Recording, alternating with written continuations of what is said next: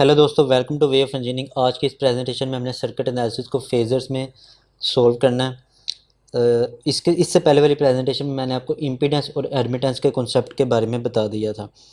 तो आज जो मैं सर्किट एनालिसिस की एक प्रॉब्लम को सॉल्व करूंगा और फेजर्स के साथ साथ मैं एडमिटेंस में सॉल्व करूंगा, ना कि इम्पीडेंस पे।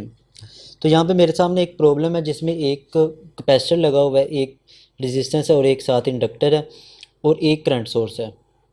कैपेसिटर की वैल्यू 1 माइक्रोफेरेड है, 500 ओम का कैपेसिटर रेजिस्टेंस है और 0.5 हेनरी का इंडक्टर मौजूद है।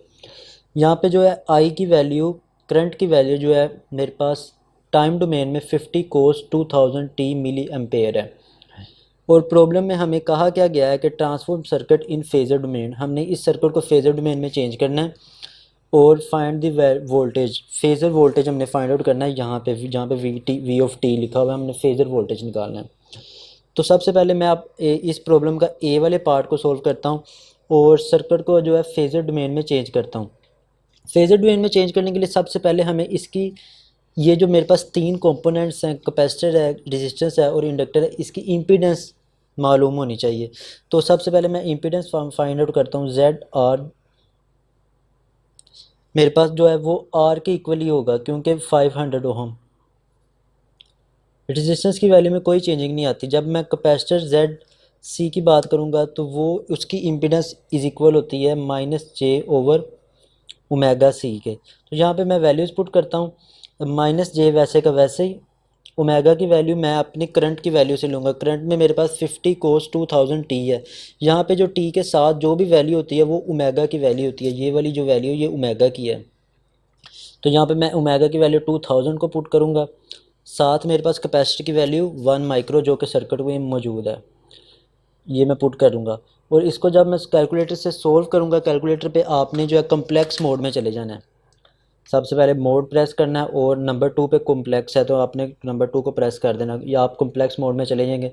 उसके बाद आपने सारी कैलकुलेशंस जो है कॉम्प्लेक्स मोड में ही करनी है क्योंकि हम फेजर्स को सोल्व कर रहे हैं। तो इस तरह जब आप इम्पीडेंस निकालेंगे कैपेसिटर की तो वो मेरे पास आ जाएगी -j500 ओहम, क्योंकि इम्पीडेंस ओहम में होती है। इसी तरह मैं जो है इंडक्टर की भी निकाल लेता हूँ इम्पीडेंस। इंडक्टर की इम्पीडेंस होती है j/ओमेगा L के इक्वल। तो यहाँ पे मैं j is equal to omega की वैल्यू 2000 पुट करूँगा, साथ L की वैल्यू जो है 0.5 हेनरी जो कि सर्किट में मौजूद है, 0.5 हेनरी। इसको भी उसी तरह कैलकुलेटर पे जब सोल्व करेंगे तो मेरे पास आंसर आ जाएगा j1000 ओहम। अब मेरे पास जो है इम्पीडेंस इन तीनों की आ चुकी है। कैपेसिटर की इम्पीडेंस आ गई है, रेजिस्टेंस की इम्पीडेंस आ गई है और इंडक्टर की इम्पीडेंस आ गई है। अब मैं इसको दोबारा सर्किट को ड्रा करता हूँ और इसको फेजर डोमेन में अब ड्रा करते हैं। यहाँ पे कैपेसिटर आ जाएगा, साथ रेजिस्टेंस और नीचे इंडक्टर, इस तरह से। यहाँ पे वोल्टेज सोर्स।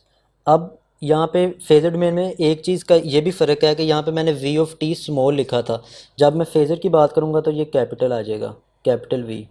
इसी तरह आई भी कैपिटल यूज़ होता है फेजर्स में, कैपिटल वी। रेजिस्टेंस की इम्पीडेंस कितनी है 500। इंडक्टर की इम्पीडेंस ZL 1000 J। इसी तरह कैपेसिटर की इम्पीडेंस मेरे पास -j500, 500 J लिख देते हैं। मैंने तीनों की इम्पीडेंस लिख ली और इसके बाद करंट की प्रॉब्लम रह गई है। करंट जो मेरे पास है इस वक्त यहाँ पे टाइम डोमेन में दिया गया है, तो मैंने इसको भी फेजर डोमेन में चेंज करना है। उसका तरीकाकार क्या है, मेरे पास जो कोस के साथ ये वाली वैल्यू लिखी हुई है, इस वैल्यू को सबसे पहले यहाँ पे लिखना है 0.05। ये कैसे आई, क्योंकि ये मिली एम्पेयर में है। मैंने 50 को मिली के साथ मल्टीप्लाई किया, 10⁻³ के साथ मल्टीप्लाई किया तो वो 0.05 आ गया। उसके बाद एंगल बनाना है। जो फेज़र्स को मैंने टाइम से फेज़र को चेंज करने का मैंने आपको तरीका बताया था कि आप टाइम डोमेन से फेज़र डोमेन में कैसे आ सकते हैं, उसी तरह से। तो इसके बाद हमने एंगल लिखना है। एंगल जो हमारी करंट, मतलब टाइम डोमेन में जो करंट दिया हुआ उसमें जो एंगल हमें दिया गया वो हम यहाँ पे लिख देंगे। तो इस टाइम डोमेन में कोई भी एंगल मौजूद नहीं है तो मैं यहाँ पे 0 डिग्री लिख दूँगा। अगर टाइम डोमेन में एंगल मौजूद होता है वो किस तरह से होता है, जिस तरह मैं यहाँ पे लिख के बताता हूँ। 50 कोस 2000 प्लस 90 डिग्री टी, इस तरह से जो है ना एंगल मौजूद होता है। जब हम इसको चेंज करेंगे तो मेरे पास 0.05 यहाँ पे मैं 90 डिग्री लिख दूंगा क्योंकि यहाँ पे एंगल मौजूद है आई का। तो अभी टाइम डोमेन में हमें आई के साथ कोई एंगल मौजूद नहीं है, तो मैं 0 डिग्री लिख दूंगा। ये मेरे पास आई की वैल्यू आ जाएगी। अब ये मेरे पास जो है इस प्रॉब्लम का पार्ट ए सॉल्व हो गया, जिसमें हमने transform the circuit in phasor domain, अपने सर्किट को फेजर डोमेन में चेंज करना था। तो मैंने जो है इसकी सबसे पहले इम्पीडेंस निकाल के फेजर डोमेन में चेंज कर लिया। नेक्स्ट पार्ट है मेरे पास find the phasor voltage. Phasor voltage हमने यहाँ पे निकालना है। इसका मतलब मुझे इसका अगर वोल्टेज मिल जाए इस पॉइंट पे, तो यही पॉइंट यहाँ पे भी है, तो यहाँ पे भी वही वोल्टेज मौजूद होगा। तो उसके लिए मैं सोल्व करता हूँ।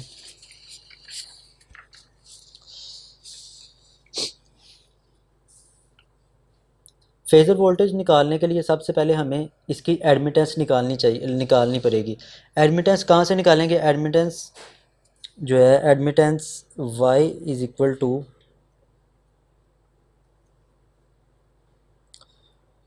1/z। एडमिटेंस 1/z मतलब इम्पीडेंस का इन्वर्स होता है। तो यहाँ पे मेरे पास इम्पीडेंस मौजूद है ZR, ZC और ZL। मैं इनकी वैल्यूज़ को उलट कर दूँगा तो मेरे पास एम्पीडेंस आ जाएगी, लेकिन एडमिटेंस आ जाएगी। तो लेकिन जो है मैंने क्या किया, मैंने थोड़ा सा डायरेक्ट किया। मैंने y1 और y1 दो एडमिटेंस ले लिए। y1 मैंने इसको कंसीडर किया है और ये दोनों सीरीज़ में आपस में, तो मैंने इसको एक वैल्यू कंसीडर कर लिया और दोनों को ऐड कर दिया। तो इसकी जो वैल्यू है मेरे पास, सॉरी ये वाला सर्किट क्योंकि हम फेजर्स में कर रहे हैं, इसकी वैल्यू मेरे पास -j500 है। तो मैंने 1/-j500 y1 की वैल्यू लिख ली। इसको जब मैं सोल्व करूँगा मेरे पास उसी तरह कैलकुलेटर से आपने सोल्व करना, तो मेरे पास आ जाएगा j मतलब इंटू 10⁻³ एडमिटेंस का यूनिट s होता है। इसी तरह y2 को जब मैं सोल्व करूँगा, y2 का भी इन्वर्स ही हमने करना है, लेकिन मैंने इसको डायरेक्ट किया। मैंने इस पूरी वैल्यू को मैंने एक कंसीडर करके इन दोनों को ऐड कर लिया 500 + 1000j को। तो 1/500 + 1000j, जब मैं इसको सोल्व करूँगा तो मेरे पास आंसर आ जाएगा कुछ इस तरह, 4 × 10⁻⁴। ये इसका रियल पार्ट और इसके साथ इसका इमेजिनरी पार्ट आ जाएगा 8j × 10⁻⁴s। ये मेरे पास दो एडमिटेंस आ चुकी हैं। अब मैं इसका जब इक्विवेलेंट निकालूंगा तो हम सिंपल एडमिटेंस को ऐड कर देते y1 + y2। जब मैं इन दोनों एडमिटेंस को कैलकुलेटर के ज़रिए, सारा काम अपने कैलकुलेटर्स के ज़रिए करना, मैं इसलिए नहीं कर रहा ताकि आपका टाइम बच जाए। तो y इक्विवेलेंट जब मैं इसको कैलकुलेटर के ज़रिए सोल्व करूँगा तो ये 12.6 × 10⁻⁴, एंगल साथ आ जाएगा 71.6 डिग्री s। मेरे पास एडमिटेंस आ गई है इस सारे की। अब नेक्स्ट स्टेप जो है वो बिल्कुल इजी है। हमने ओम्स लॉ यूज़ करना है। ओम्स लॉ होता है V = IR, लेकिन फेजर्स में जबकि हम R को यूज़ नहीं करते, हम इम्पीडेंस यूज़ करते हैं, तो मैं V = IZ लिख दिया है। तो Z अब हमें पता है कि Z = 1/y, क्योंकि इसका इन्वर्स होता है। तो जब मैं इसको दोबारा से थोड़ा सा चेंज करूँगा तो ये आ जाएगा V = I/y। ये मेरे पास फाइनल ओम्स लॉ की जो है एक फॉर्म बन चुकी है फार्मूले की। मैं ये वाला फार्मूला V = I/y को यूज़ करूँगा।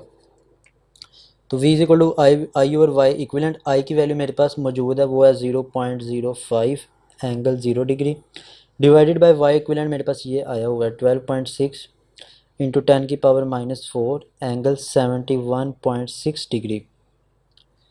मैं इसको कैलकुलेटर के ज़रिए सोल्व कर लूँगा तो मेरे पास आंसर आ जाएगा 39.7, एंगल आ जाएगा -71.6 डिग्री वोल्ट, क्योंकि मैं वोल्टेज फाइंड आउट कर रहा हूँ। इस तरह से हम फेजर डोमेन में एडमिटेंस के ज़रिए, मैंने सबसे पहले यहाँ पे इम्पीडेंस निकाली, फिर उसकी एडमिटेंस निकाली और फिर ओम्स लॉ के ज़रिए इजीली जो है इसका वोल्टेज निकाले। वोल्टेज हमेशा कैपिटल में होता है फेजर्स में। इस तरह से हम इसका वोल्टेज फाइंड आउट कर लेते हैं। उम्मीद है आपको प्रेजेंटेशन की समझ लग गई होगी। Thank you so much for watching. Meet in the next one.